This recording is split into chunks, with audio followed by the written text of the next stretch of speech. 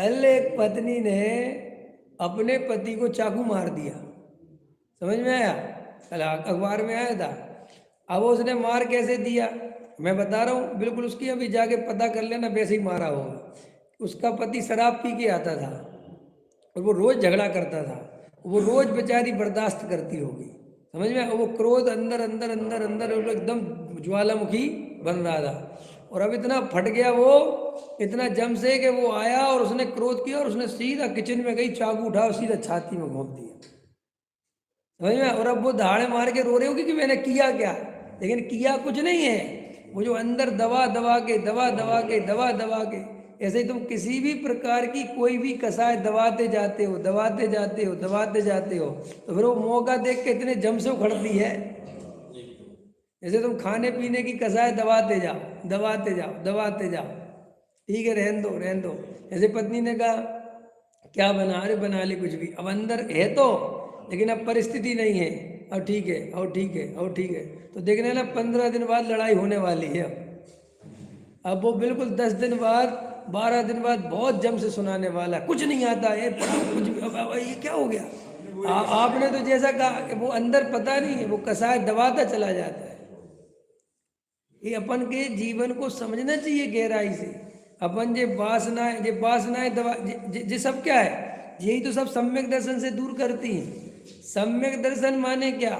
कोई वासना वासना नहीं दबा रखी, वास्तव में जैसा है बिल्कुल वैसा स्वीकार कर लिया जीवन को।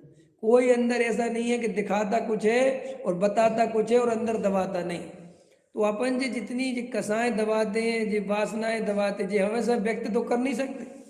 अपन वासनाएं कितनी, आप सोचते आपने किसी का बढ़िया मकान देखा और आपको लगा काश ऐसा मेरा होता, लेकिन आपकी जेब में पैसे नहीं, तो आपने तुरंत वो वासना तो आप सोचते कि खत्म हो गई, खत्म नहीं हुई, वो अंदर जाके बैठती है। वो ये कर्म बंद कैसे होते हैं जीव को? ये जितनी अंदर वासनाएं दबाते जाते वे सब कर्म वैसे आके चमकते जाते हैं। फिर अपन को याद तो रहता नहीं कि अपन ने कब क्या दबाया। फिर अपन बाद में कहते पता नहीं हमारे साथ ऐसा क्यों हो रहा है हमारे, अरे भैया वो सब दबा रखा है, इस जन्म में नहीं तो पिछले जन्म में दबाया है, वो सब हृदय में आ रहा है, वो सब अपन को दिखता नहीं। अभी अपन इस जन्म में कितनी इच्छाएं दबा रहे, बोलो अंदर देखो, आप अपने को चेक करो, चक्रवर्ती बनने की इच्छा दबा रखी है कि नहीं? बोलो है? स्वधर्मिंद बनाने की इच्छा दबा रखी कि नहीं? मान प्रतिष्ठा की जहाँ मिल जाती तो ले लेते हो, जहाँ नहीं मिलती तो क्या करते हैं भैया रहन तो दबा लो। तो वो सब अंदर जाके तूफान इकट्ठा होता है और फिर वो सब उदय में आता है।